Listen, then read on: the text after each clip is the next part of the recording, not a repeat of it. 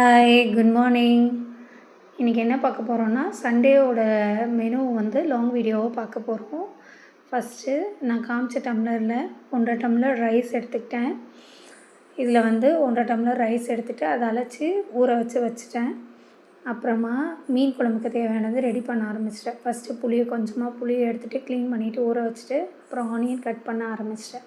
இப்போ என்னென்னா, onion cut பண்ணிகிட்டு இருக்கப்போ தான் திடீர்னு ஞாபகம் வந்துச்சு, அச்சச்சோ கீழே நியூஸ் பேப்பர் போட மறந்துட்டுமே. எப்பயுமே நான் கிச்சனில் ஒர்க் பண்ணுறப்போ கிச்சன் டாப் மேலே வந்து நியூஸ் பேப்பர் போட்டு தான் வைப்பேன். ஏன்னா கிச்சன் டாப் ஈஸியாக க்ளீன் பண்ணிடலாம் இல்லைங்களா, அதனால் அதை வச்சு தான் அந்த வேஸ்ட் எல்லாத்தையும் வந்து நியூஸ் பேப்பரில் போட்டுட்டு அதுக்கு மேலே வச்சு தான் கட் பண்ணுவேன் நான்.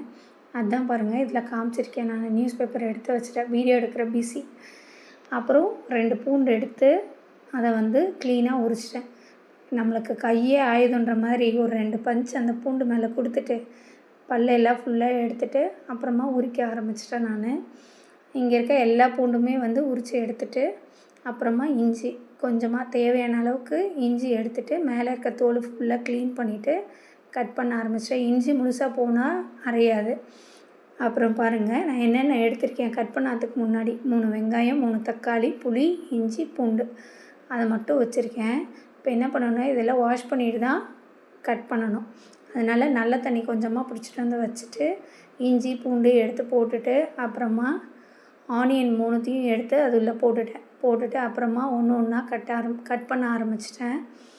ஃபஸ்ட்டு நான் கட் பண்ணுறப்ப ஸ்லோவாக தான் ஸ்டார்ட் பண்ணுவேன் கட் பண்ணுறதுக்கு. பாருங்கள், ரொம்ப மெதுவாக கட் பண்ணுவேன். அப்புறம் போக போக ஃபாஸ்ட் வந்துடும். கடன்னு கட் பண்ணி எடுத்து பிளேட்டில் வச்சுட்டேன். அப்புறமா உள்ளே ஊறிட்டு இருக்க அந்த இஞ்சி பூண்டுமே எடுத்து பிளேட்டில் வச்சுட்டு தக்காளி எடுத்து போட்டு அதே தண்ணியில் தக்காளியுமே போட்டு க்ளீன் பண்ண ஆரம்பிச்சிட்டேன். அந்த 3 தக்காளியும் எடுத்து போட்டு கட் பண்ணணும். க்ளீன் பண்ணிவிட்டு என்ன பண்ணணுன்னா, தக்காளியை கட் பண்ணுறப்போ என்ன பண்ணணும், ஃபஸ்ட்டு மேலே இருக்க அந்த இதை வந்து எடுக்கணும். ஏன் அப்படின்னா, எங்கள் அக்கா ஒருத்தவங்க சொன்னாங்க, இங்கே மேலே இருக்கிறத போட்டால் அப்படின்னா ஸ்டோன் ஃபார்ம் ஆகுதுன்னு. பட் ஆனால் அது உண்மையாக இல்லையான்னு எனக்கு தெரியாது. ஆனால் இருந்தாலுமே நான் அதை க்ளீன் பண்ணிட்டு தான் போட்டிருக்கேன். பாருங்கள், கட் பண்ணிவிட்டு 3 தக்காளியுமே கட் பண்ணி எடுத்து வச்சுக்கிட்டேன். பாருங்கள், கட் பண்ணி முடித்ததுக்கப்புறமா எடுத்து வச்சுருக்கேன் நான் அந்த 3 வெங்காயம், இஞ்சி பூண்டு, தக்காளி ஒன்றும் அதிகமாக கட் பண்ணாலே போதும். புளி. இப்போது ஒரு மிக்ஸி ஜார் எடுத்துக்கிட்டு அந்த பெரிய மிக்ஸி ஜார் எடுத்திருக்கேன் நான். மிக்ஸி ஜார் எடுத்துகிட்டு இதெல்லாம் வந்து வணக்கெல்லாம் தேவையில்லை, அப்படியே போட்டு அரைச்சிக்கலாம். நம்ம ஃபஸ்ட்டு வெங்காயத்தை எல்லாத்தையும் போட்டுட்டு அப்புறமா இஞ்சி பூண்டு அதையுமே போட்டுட்டு அப்புறமா தக்காளி நம்ம கட் பண்ணி வச்சுருந்தோம் இல்லைங்களா, அந்த தக்காளியை எடுத்து போட்டுக்கணும். அந்த 3 தக்காளியுமே போட்டேன் நான். ஏன்னா புளி கொஞ்சமாக தானே ஊற வச்சுருக்கேன், அதனால் அந்த 3 தக்காளியுமே போட்டாச்சு. போட்டுட்டு அந்த இதில் பவுலில் வச்சுருந்தேன் இல்லையா, அதை மொத்தமாக அப்படியே கொட்டிடணும். ஏன்னா அதுக்கு தான் நான் முன்னாடியே சொன்னேன், ஃபுல்லாக க்ளீன் பண்ணிவிட்டு வைக்கணும் அப்படின்ட்டு. மண் தூசி எல்லாத்தையும் க்ளீன் பண்ணிவிட்டு கொஞ்சமாக தண்ணியை ஊற்றி அந்த புளியை போட்டு வச்சிடணும். ஊற்றிட்டு அதுக்கப்புறம் இதுக்குள்ளே கொஞ்சம் மசாலாலாம் மிக்ஸ் பண்ணணும் இல்லையா, அதுக்கு பாருங்கள், மீன் குழம்பு வந்து தண்ணியாட்டம் வேணும் அப்படின்னா நீங்கள் கல்லை ஆட் பண்ண தேவையில்லை. கெட்டியாக வேணும் அப்படின்னா அதனால தான் நான் வந்து என்ன பண்ணேன்னா கல்லை ஆட் பண்ணியிருக்கேன். எனக்கு கெட்டியாக இருந்தால் தான் பிடிக்கும், அதனால் கல்லை ஆட் பண்ணி வச்சுருக்கேன். கல்லை ஆட் பண்ணிவிட்டு இதில் வந்து மிளகு சீரகம் ஆட் பண்ணணும். பாருங்கள், கையில் நான் கொஞ்சமாக எடுத்து போட்டிருக்கேன். எனக்கு அளவெல்லாம் கரெக்டாக தெரியாது, பட் ஆனால் போட்டால் நல்லா தான் வரும். கொஞ்சமாக மிளகு போட்டுட்டு அப்புறமா சீரகம் கொஞ்சமாக போட்டுட்டு அதுக்கப்புறம் அது 2யுமே போட்டுட்டு மிளகாத்தூள் என்ன பண்ணணுன்னா, குட்டி ஸ்பூனில் 3 ஸ்பூன் நான் போட்டிருக்கேன். ஏன்னா தன்வீக் சாப்பிடுவான், அவருமே காரம் சாப்பிட மாட்டார், அதனால் நான் கம்மியாக போட்டிருக்கேன். இன்கேஸ் காரசாரமாக சாப்பிட்றவங்களா இருந்தால் நீங்கள் கொஞ்சம் டார்க்காக கூட போட்டுக்கோங்க, ஒன்றும் பிரச்சனை இல்லை, எக்ஸ்ட்ராவாக போட்டுக்கோங்க. அப்புறம் மஞ்சள், அவ்வளோதாங்க, சிம்பிளாக முடிஞ்சது.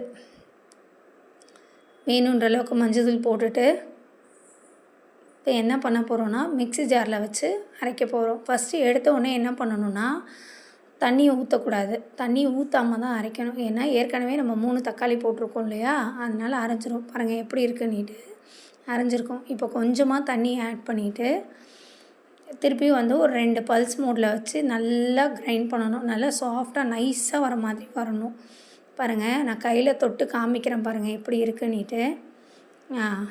இந்த பதம் வந்துச்சுன்னா ஓகே தான், பார்த்துக்கோங்க. அப்புறம் இந்த கூட்டு அரைக்கிறப்பவே என்ன பண்ணணும்னா லைட்டாக உப்பு போட்டு அரைக்கணும்.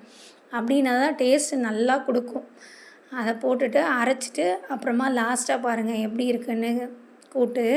இந்த அளவுக்கு இந்த பதத்துக்கு வந்து அரைச்சி வச்சுக்கோங்க. வச்சுட்டு அப்புறம் மீனை வாஷ் பண்ணி வச்சுருக்கேன். இதில் என்னென்னா நடுவில் எடுத்த வீடியோ வந்து டெலீட் ஆகிடுச்சு, வாஷ் பண்ண வீடியோலாம்.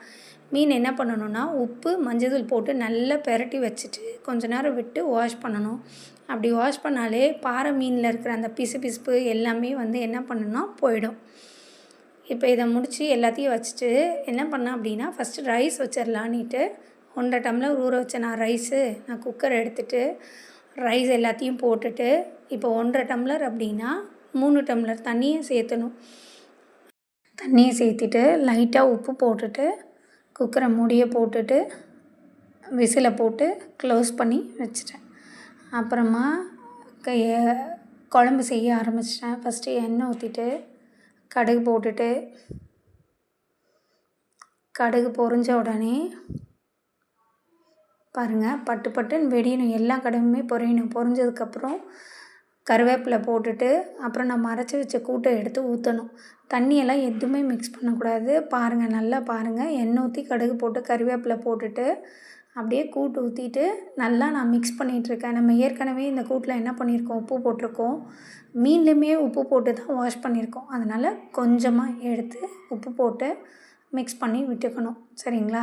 உங்களுக்கு தேவையான அளவுக்கு உப்பு செக் பண்ணிக்கிட்டே இருக்கணும். அப்பப்போ அதிகமாக போனாலும் கஷ்டம், கம்மியாக இருந்தாலுமே கஷ்டம் இல்லையா? அதனால் செக் பண்ணிவிட்டு நல்லா போட்டு மிக்ஸ் பண்ணி விடணும். நல்லா மிக்ஸ் பண்ணிவிட்டு அதுக்கப்புறம் குழம்பு மசாலா, ஃபிஷ்ஷு குழம்பு மசாலா போடணும். அதை போட்டு நல்லா மிக்ஸ் பண்ணி விட்டுட்டு அப்புறம் தேவையான அளவுக்கு தண்ணி ஊற்றி விட்டுட்டோம் அப்படின்னா அவ்வளோதான். உங்களுக்கு எவ்வளோ வேணுமோ ஊற்றி விட்டுக்கோங்க. விட்டுட்டு பாருங்கள் கொஞ்சம் கொஞ்சமாக கொதி வர ஆரம்பிக்குது. இந்த அளவுக்கு நல்லா கொதித்து வரணும். மேலே பாருங்கள் நல்லா எண்ணெய்லாம் பிரிஞ்சு மேலே கொதிக்க வந்துருச்சு.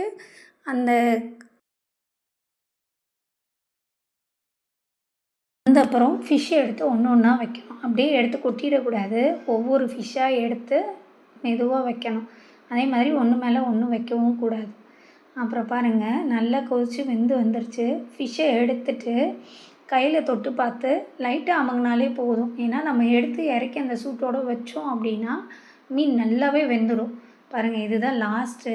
எப்படி இருக்குதுன்னு பாருங்கள். நல்லா மேலே எண்ணெய் மிதக்க பாறை மீன் குழம்பு. இதில் ஏன் நான் இந்த பாத்திரத்துக்கு மாற்றிட்டுருக்கேன்னா நம்ம எப்படியா இருந்தாலும் எடுத்து வைப்போம். அது என்ன பண்ணணுன்னா அப்படியே எடுத்து குழம்போட ஊற்றிடக்கூடாது. மீன் எல்லாத்தையும் வச்சுட்டு குழம்பு எடுத்து மேலே ஊற்றுனீங்கன்னா நல்லா அது ஊறி இருக்கும். அப்புறம் பாருங்கள் லாஸ்ட்டு ஃபைனலாக நான் என்னென்ன சமைச்சேன்னு காமிச்சிருக்கேன். ரைஸு, பாறை மீன் குழம்பு, நான் ஏற்கனவே ஷார்ட் வீடியோலையும் காமிச்சிருப்பேன் இதை பாருங்கள். அப்புறம் பாறை மீன் வறுவல், அப்புறம் தொட்டுக்கிறதுக்கு ஆனியனு ப்ளஸ் லெமன் வச்சுருக்கேன். லாஸ்ட்டு நான் சமைச்சது சாப்பிட்டு பார்க்குறதுக்கு ஆள் வேணும்ல. 2 பேர் இருக்காங்க. இங்கே பாருங்கள், தஷுவும் தியாவும் படுத்துருக்காங்க. தியாவுக்கு நான் எடுத்து போய் ஊட்டி விடுறேன். அவன் ரோலரை வச்சு தடுத்துட்ருக்கான் ஊட்டக்கூடாதுன்னு. அவனே வந்து ஒரு வச்சுக்கிட்டு அவனுக்கு பிடிச்சிருந்தது நான் சமைச்சது. அதனால் அவன் நல்லா சாப்பிட்டான். உங்களுக்கு இந்த வீடியோ பிடிச்சிருந்தது அப்படின்னா லைக் பண்ணுங்கள், ஷேர் பண்ணுங்கள், கமெண்ட் பண்ணுங்கள். மறக்காமல் சப்ஸ்கிரைப் பண்ணிவிடுங்க. பெல் பட்டனை ப்ரெஸ் பண்ணுங்கள். உங்களுக்கு மீன் வறுவலோட ரெசிபி வேணும் அப்படின்னா கமெண்ட்டில் சொல்லுங்கள். கண்டிப்பாக அதுவும் போடுறேன். Until it's bye from Sushmi. Bye bye. Tata.